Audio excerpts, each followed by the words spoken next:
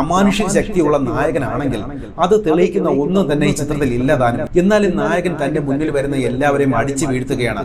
ലക്ഷ്യമില്ലാതെ സഞ്ചരിക്കുന്ന തിരക്കഥ പ്രേക്ഷകന്റെ ക്ഷമ പരീക്ഷിക്കുന്ന ഒന്ന് തന്നെയായിരുന്നു. പിന്നെ ഈ സിനിമ കാണണമോ വേണ്ടയോ എന്ന് ചോദിച്ചാൽ എന്നെ സംബന്ധിച്ചിടത്തോളം എല്ലാവർക്കും നമസ്കാരം. ഐ നോബഡി ഈ ചിത്രം എങ്ങനെ ഉണ്ടെന്നും ഈ ചിത്രം തിയേറ്ററിൽ പോയി കാണേണ്ട ഒന്ന് തന്നെയാണോ അതോ OTT മെറ്റീരിയൽ ആണോ എന്ന് നമുക്ക് ഈ റിവ്യൂയിലൂടെ നോക്കാം. ആദ്യം നമുക്ക് കഥയിലേക്ക് വരാം.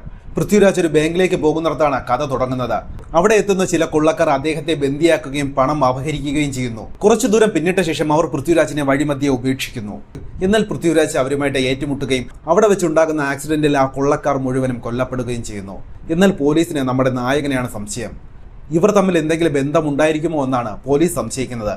കൊള്ളസംഘത്തിന്റെ തലവൻ അദ്ദേഹം ആയിരിക്കാമെന്നും മറ്റുള്ളവർക്ക് പങ്ക് നൽകാതിരിക്കാൻ അദ്ദേഹം തന്നെ പ്ലാൻ ചെയ്ത ഒരു അപകടമായിരിക്കാം ഇതെന്നുമാണ് പോലീസിന്റെ നിഗമനം.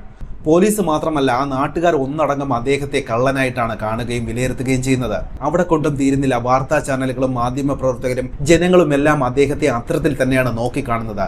ആ ഒരു കാരണമൊക്കെ കൊണ്ട് തന്നെ അദ്ദേഹവും അദ്ദേഹത്തിന്റെ കുടുംബവും എത്രത്തോളം ദുരിതം അനുഭവിക്കുന്നുവെന്നും അതിനെ അദ്ദേഹം എങ്ങനെ നേരിടുന്നു എന്നുമാണ് ഈ ചിത്രത്തിന്റെ ഇതിവൃത്തം.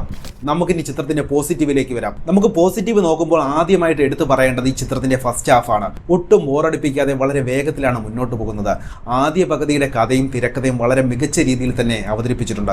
നായകൻ നേരിടേണ്ടി വരുന്ന ഓരോ സാഹചര്യങ്ങളും പ്രശ്നങ്ങളും വളരെയധികം കൈയടക്കത്തോടെ പൃഥ്വിരാജും അവതരിപ്പിച്ചിട്ടുണ്ട്. പിന്നെ തെരുവിൽ ചില്ലർ എന്ന പ്രശ്നം ഉണ്ടാക്കുന്നത്, വാഹന അപകടം സൃഷ്ടിച്ച് 5 ലക്ഷം രൂപ ചോദിക്കുന്നത്, അയൽക്കാരുടെ ശല്യം, വാച്ച്മാന്റെ മർദ്ദനം എന്നിങ്ങനെ നിരവധി പ്രശ്നങ്ങളെ വളരെ മികച്ച രീതിയിൽ തന്നെ കാഴ്ചക്കാർക്ക് മുന്നിലേക്ക് അവതരിപ്പിക്കാൻ സംവിധായകനെ കഴിഞ്ഞിട്ടുണ്ട്. പിന്നെ പാർവതി തനിക്ക് ലഭിച്ച വേഷം വളരെ ഭംഗിയായിട്ട് അവതരിപ്പിച്ചിട്ടുമുണ്ട്. പിന്നെ ഒപ്പമുള്ള 2 കുട്ടികളും മറ്റ് സഹതാരങ്ങളും മികച്ച പ്രകടനം തന്നെയാണ് കാഴ്ചവെച്ചത്.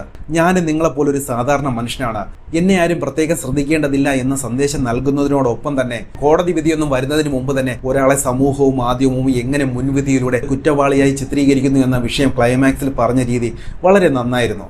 അടുത്ത് നമുക്ക് ചിത്രത്തിന്റെ നെഗറ്റീവ് സൈഡിലേക്ക് വരാം. ഈ ചിത്രത്തിന്റെ പ്രധാന പ്രശ്നം തുടങ്ങുന്നത് തന്നെ ഇതിന്റെ രണ്ടാം പകുതിയിലാണ്. ലക്ഷ്യമില്ലാതെ സഞ്ചരിക്കുന്ന തിരക്കഥ പ്രേക്ഷകന്റെ ക്ഷമ പരീക്ഷിക്കുന്ന ഒന്ന് തന്നെയായിരുന്നു.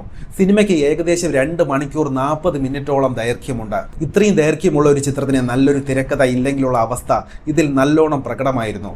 യാതൊരു ബന്ധവുമില്ലാത്ത ചില രംഗങ്ങൾ, ചില സീനൊക്കെ വളരെ ദൈർഘ്യമേറിയതും മന്ദഗതിയിലും ഉള്ളതായിരുന്നു. അതൊക്കെ ഒന്ന് വെട്ടി കുറയ്ക്കാമായിരുന്നു. പിന്നെ ഈ കഥ എവിടെ പോയി അവസാനിക്കുമെന്ന് പ്രേക്ഷകന് ആദ്യം തന്നെ മനസ്സിലാകുന്ന തരത്തിലായിരുന്നു ഇതിന്റെ തിരക്കഥ ഒരുക്കിയിരുന്നത്.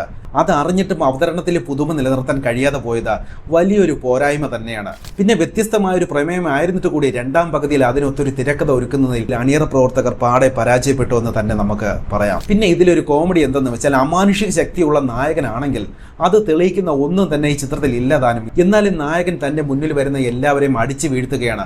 ഒരു സാധാരണ മനുഷ്യനെന്ന് അവകാശപ്പെടുന്ന ഒരാൾ എങ്ങനെയാണ് ഇത്രയും പേരെ നേരിടുന്നത്?